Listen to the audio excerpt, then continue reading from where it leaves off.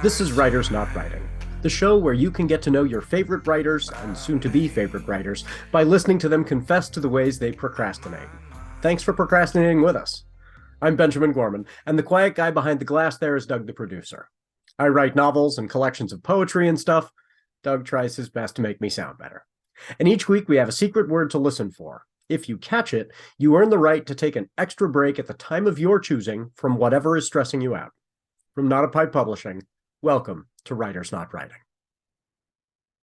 Welcome, everybody. We have a special episode today in that instead of sitting down with one author and getting to know them a little bit, we are going to have an episode where you get to join us in a room full of authors. Kate Ristau and I had our joint launch party for a pair of novels, her Shadow and Shimmer, which is the third part of her Shadow Girls saga, and I had the second in my The Convention of Fiends series, You Were Warned. Both come out within a week of one another.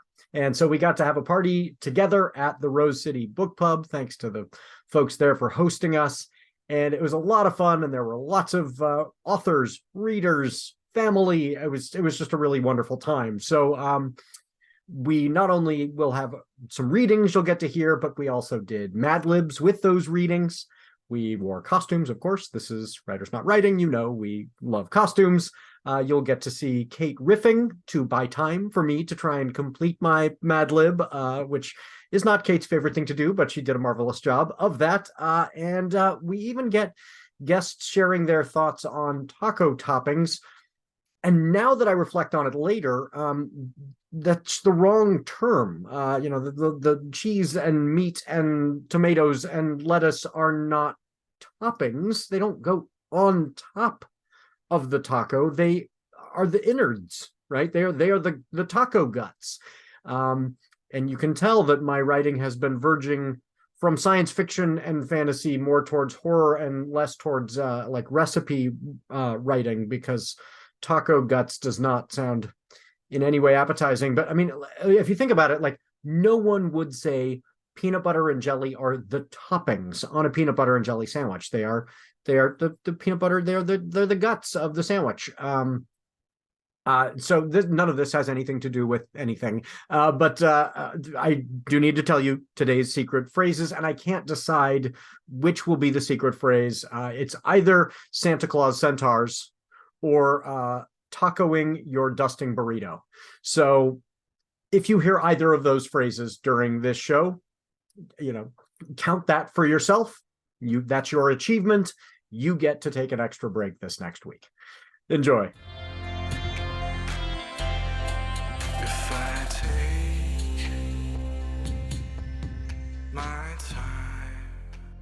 So thank you all for being here. One of the things that we wanted to make sure to do, you've got your beverages, you've got your food, but Chrystal is going to come around now with the camera, and if you would share with her, if you feel comfortable doing so, your blurbs. We're going to do a little supercut of those and post that, and you'll get to see the blurbs. So if you feel comfortable sharing those.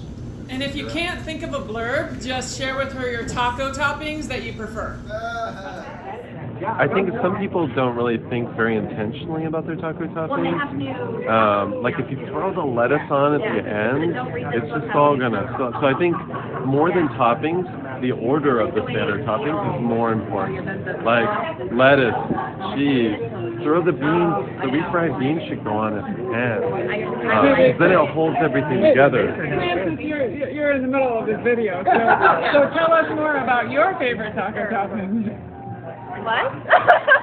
Favorite tacos. Oh, taco toppings. I like cilantro because it doesn't taste like soap to me. John, does it taste like soap to you? No, not me. I love cilantro. For me, the true measure of a taco is its size. You see, I grew up in Tucson, Arizona, American Southwest, and when you're that close to Mexico, you get really used to street tacos. Tiny little things, beautiful little things, with the least amount of ingredients as possible. That's how you know it's good, all right? You put too much on there, you get overwhelmed. You have a midlife crisis in the middle of your meal. It's not good for anybody. Can you show me, like, the right size of a taco? You got it just about that big right there. Throughout time, there have been amazing pairings. McCartney and Lennon, Jordan and Pippin, Apostle Peter and St. Paul, and honestly, each and every one has been dirty dishwater compared to the pairing that is Kate Ristau and Benjamin Gorman. Buy their books. Ready? Yes. Shadow and Shimmer is the iconoclastic blockbuster tale of the century by Kate Ristau, the Jane Austen of the 21st century by Katherine Weaver, world famous author. It's based on true, yeah. Kate is the secret leader of all creatures magical. In her latest, greatest book, she's memorialized all of her fictional experiences in the realm of magic and mayhem. Hey, this is Kate and Floyd, and we're just checking over with Kathleen and Curtis to see what their interest in tacos is. Like, what kind of taco toppings do you prefer? And, like, how do you enjoy your tacos? And is there anything else that you want to say about tacos? We'll move it first to Kathleen. Shrimp. Whatever Curtis is going to say is completely wrong. If it's not shrimp, it's nothing. It's garbage. You know, Kathleen, some people are allergic to shellfish. They could die if they eat shrimp. Very insensitive of you. Especially being a board member of the Willamette Riders, an Oregon 501c3 nonprofit organization. And a good one. I don't know if this should be made public, Kate. You can stub whatever you want, because you have to in your mouth anyway. So what I'm hearing you say, Curtis, is don't be shellfish. 2020, and in 2020 I was like, we need a happy ending. So I'm going to plot for you all for this, that there is a happy ending to this book, because we were in 2020, we needed it at that point. And then I maybe made it a little bit sassy in revision, possibly.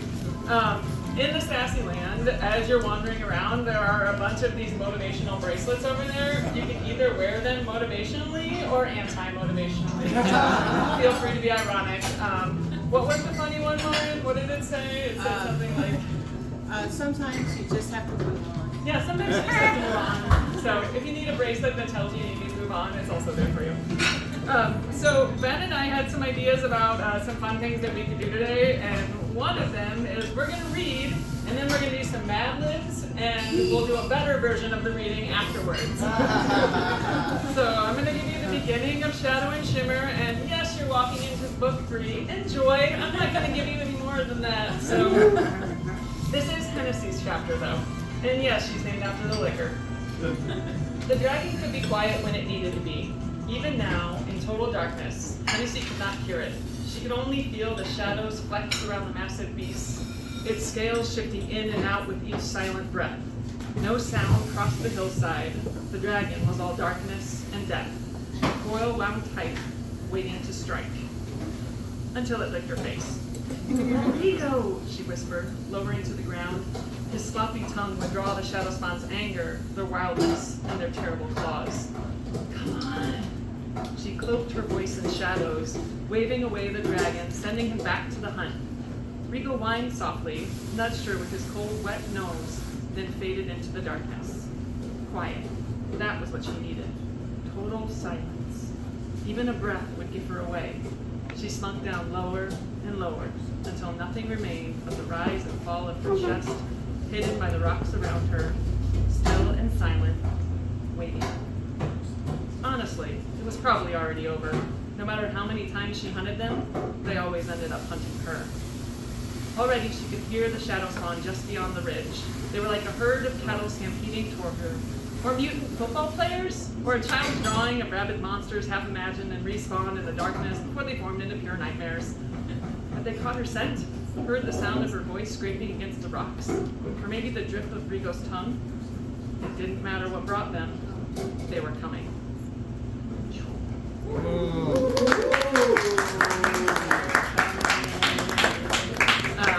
And if you all know Hennessy, it's basically she went into fairy hell, but she's kind of a millennial in fairy hell, so she's fine. She's kind of like every day in the pandemic, except sometimes you don't have Wi-Fi. So, in the world of making this significantly better, we are starting out with a noun. Somebody give me a noun. Pizza. Pizza. Somebody give me an adjective. Fluffy. Fluffy. Okay, somebody give me a better pen. You Were Warned is the groundbreaking book that reveals everything you were never told. You need this book. Catherine Weaver, world famous author. It's wonderful. In his latest novel, The Shy Ben Gorman recounts his real-life tales of his early years hanging out with vampires and high school students. Oh yeah. Now, in the state of things, I am in no way capable of taking what you wrote and immediately putting into this MadLibs, so instead, I'm going to say, hey, Ben, come on!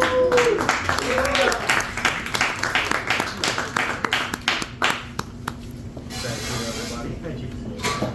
So I'm going to do the same thing. I'm going to read a passage, but mine is from, so this is from book 2, so it's even harder to figure out what's going on in the story, because it's smack dab in the middle of book 2, and these are not significant characters, these are 2 guards who just have a conversation, so you can still read the book and I haven't spoiled it.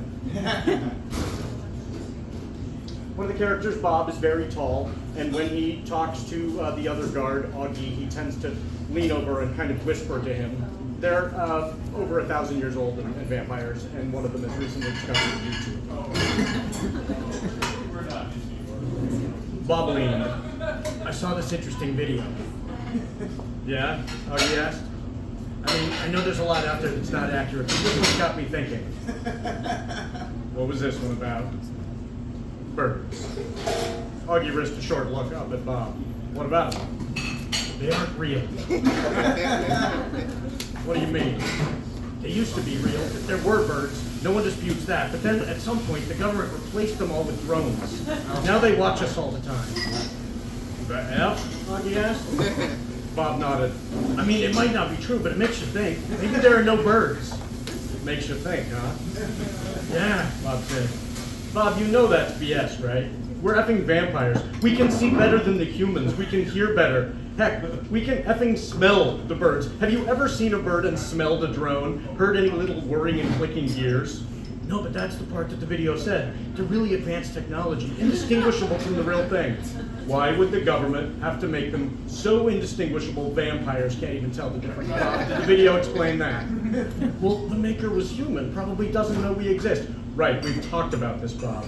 You are already a part of a conspiracy. You know you don't have to fear the government because you know the convention already has their tendrils. Augie wriggled his fingers like he was feeling around in mud for hidden worms or reading the guts of a pigeon to see the future. All throughout the human government to keep us secret. So we know what they know. And they don't know half as much as humans think they do. Not just about us. They don't even know as much about humans as, say, Facebook and Google and, heck, your precious YouTube know about humans. If we can keep them all from knowing about us, don't you think we'd know if they'd replaced all the birds in the world? Maybe the convention's in on it. In on what? Maybe the convention knows they replaced all the birds to watch the humans and we let them because it just gives us a better way to watch the humans too. Augie frowned.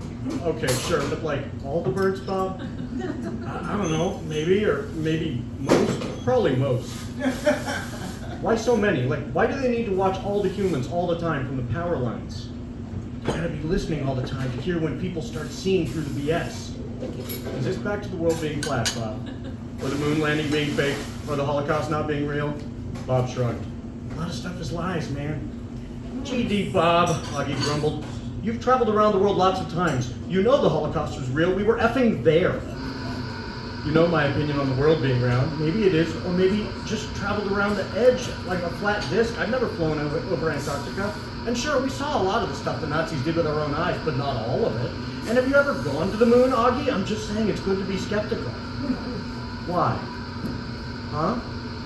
Seriously, why? What's the point of believing the world is flat and the Holocaust and the moon landing didn't happen and there are no more effing birds, Bob? Like, what does that get you?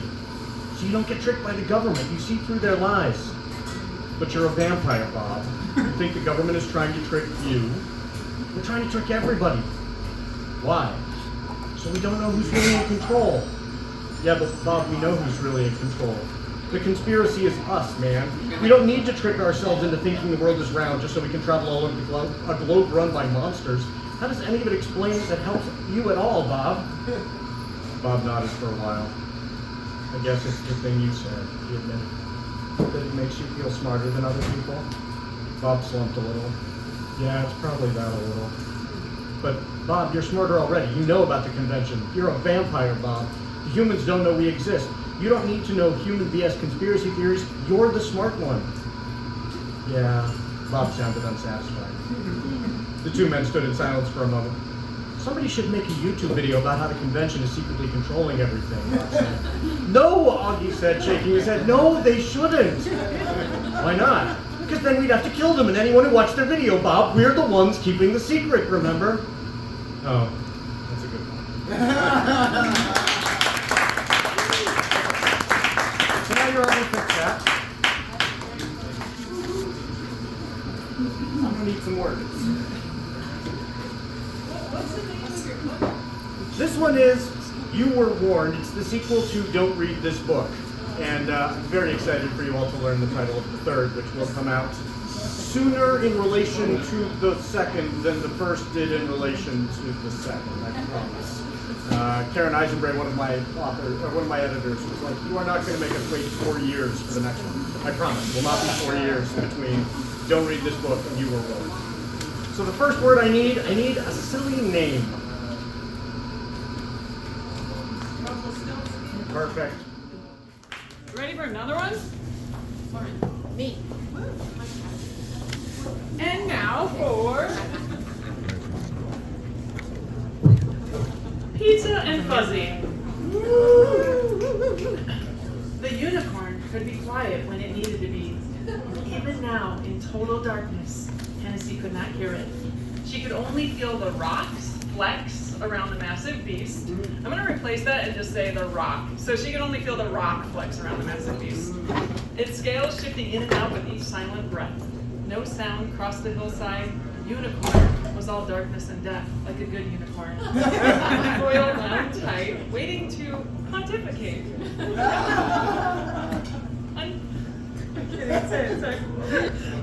Until it jumped her face. Desdemona, she whispered, lowering to the ground. Her sloppy tongue would draw their anger, their wildness, their terrible toes. Fun. She cloaked her voice in squirrels, waving away the skiff, sending her back to the spleen. Desdemona whined softly, nudging her cold, wet nostrils, then faded into the darkness. Boots.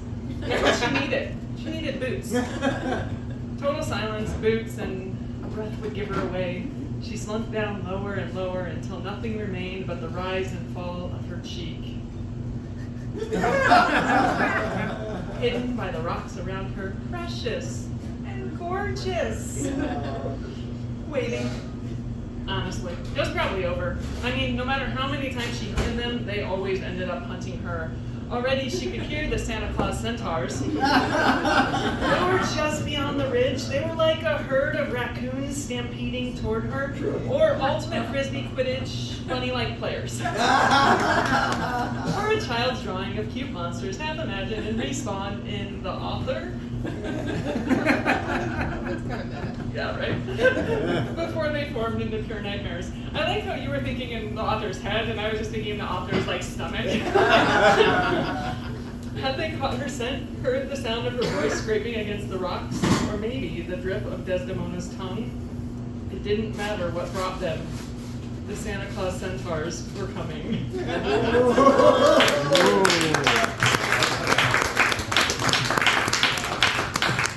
So now is that delightful time where we all act like we're not waiting for Ben to finish. Ben? Yes, keep going, And keep we going. just talk about other random things. So we're going to see some amazing stretching happening here. Remy? Just a question. Is that what happened to the reindeer? That is actually the Santa Claus. They turned into. We can't talk about that. There's children in the room. I'm not very good at riffing. I'm a writer. So instead, I'll just talk about people I like Maren Anderson is here. Maren has been my best friend for a long time. She puts up with my garbage and whatever else. She never knows what she's gonna get. Somebody who's sitting right next to her has put up with my garbage longer, and that's my dad. And so Kathleen So Kathleen Colvin and her husband Floyd. Kathleen was talking to Grammy, Bob's mom. Pumping her for information. Pumping her for information. Anything that Bob's mom or my dad says is not true unless it's amazing about... 100% true. Unless it makes you feel good, but it's all true. We also have Armin Tolentino over in the corner. If there's any other poets in here, I'm sorry, but Armin is my favorite. Total truth. All right, and Ben, how are you doing over there? About halfway. Can I ask a question, Kate? You totally can. This is book number 3. Can you tell us what it was like writing 1, 2, and 3? Was one easier than the other? Was one harder? Okay, so the thing I'm not supposed to say in front of my publisher is I don't think 1's as good as 2. When I wrote 1, it was 1 is the story of like Anya coming to understand herself and understand where she lives in the world and who she is.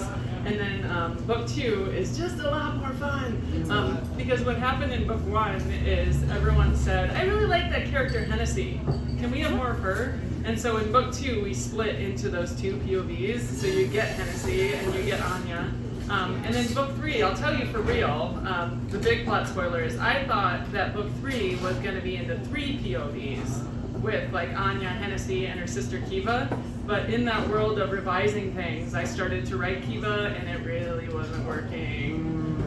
And I blame the pandemic, which is an easy blame. And so it ended up pulling back in and just focusing on Anya and Hennessy's relationship, which was totally like the best way to do it, and it made sense ultimately. But when I'm writing it, I was like, come on, write better. Which I think like y'all can understand if you're writers, like you have that like constant refrain in your head of like, I could probably do this thing, hopefully, maybe. Is it gonna? Come on. So, while we're waiting one more moment, this is a good time for y'all to awkwardly look over at Curtis Chen. Hey Curtis, how's it going? You're good?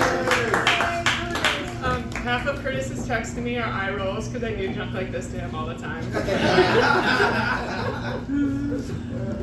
Curtis like almost came in Gothic mode. See? So, in our last thing, I want one more adjective from you all. So give me one more adjective.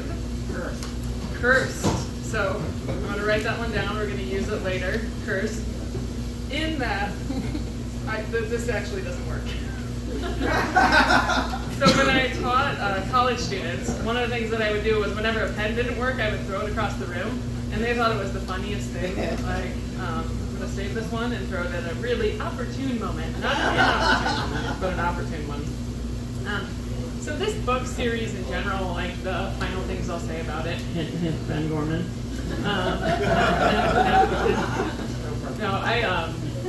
I started out with wanting to write this series and exploring this character, and I think over the course of the series, I learned a lot more about myself and a lot more about the type of books I wanted to write. And when I originally started the series, it was the story of Anya, and Anya was learning more about herself and becoming who she was. And the first draft had a prince. If anyone has read this book now, there's no prince.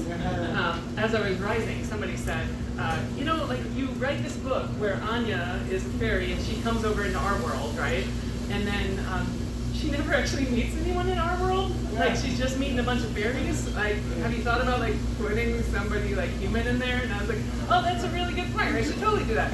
So then I wrote Hennessy into the story, and Anya meets Hennessy, and Hennessy is like this just amazing, vibrant, like really full of life character.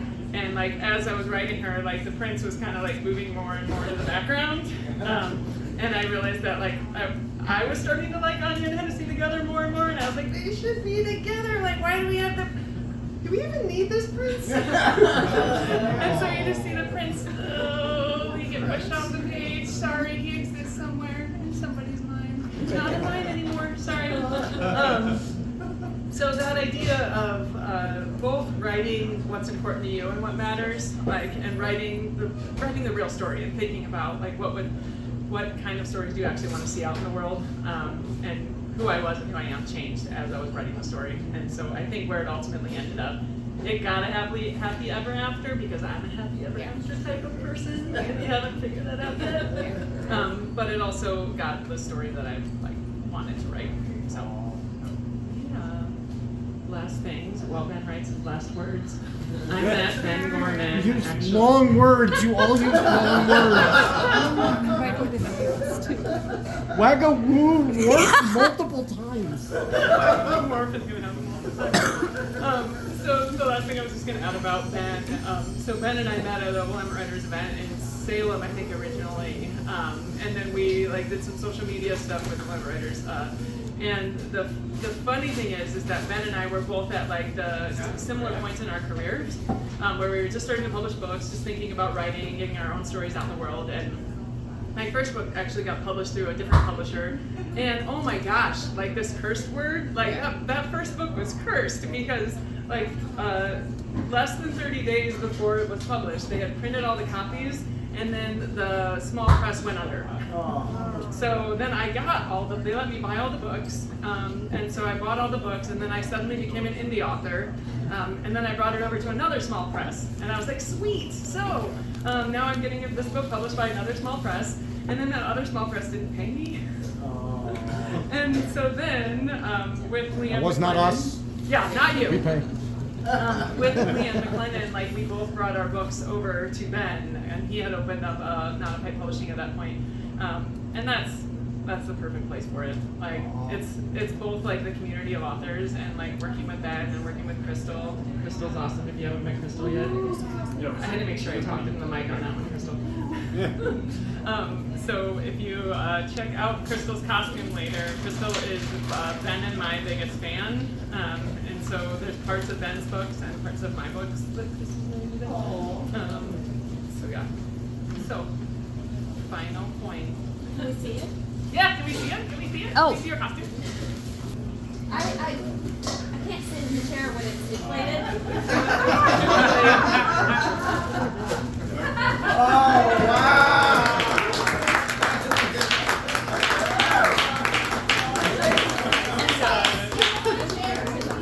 But I am going to make one small correction. Yeah, go for it. My official costume, I am Kate and Ben's biggest fan. The order is. Let's be The honest. order is very important here. Oh, I mean, I love Kate. I mean, also Ben, but. Hashtag also Ben. I like that. Hashtag also Ben. Just as an afterthought. I like that. Okay, I do finally understand.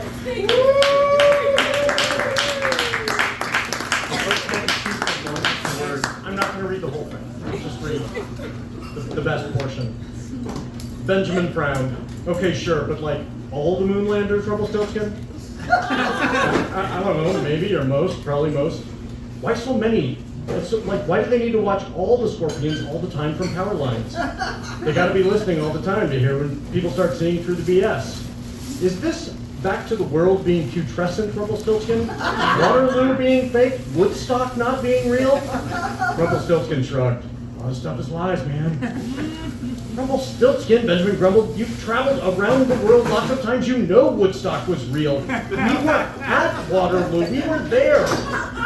You know my opinion of the world being round. Maybe it is. Maybe we've just traveled around the edge of this putrescent disk. I've never flown over Antarctica, and maybe we saw a lot of Woodstock with our own eyes, but not all of it. And have you ever gone to Waterloo, Benjamin? I'm just saying, it's good to be skeptical. Why? Huh? Seriously, why? What's the point of believing maybe the world is putrescent and Woodstock and Waterloo didn't happen, and there are no more web-warfing Moonlanders, Rumpelstiltskin? What does that get you? So you don't get tricked by the murder. You see through their lies. But you're a gaggle, Rumpelstiltskin. You think the murderer's trying to trick you? They're trying to trick everybody. Why?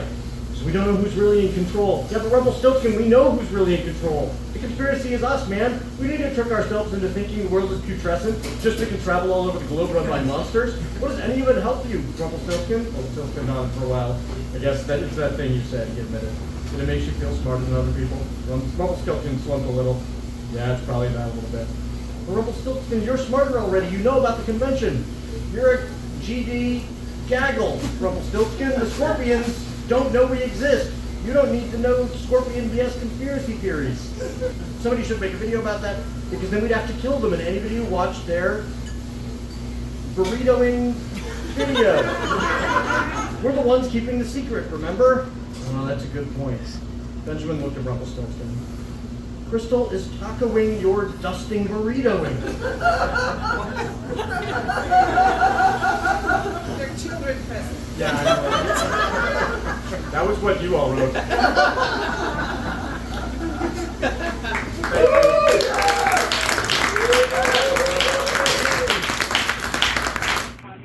I have no class.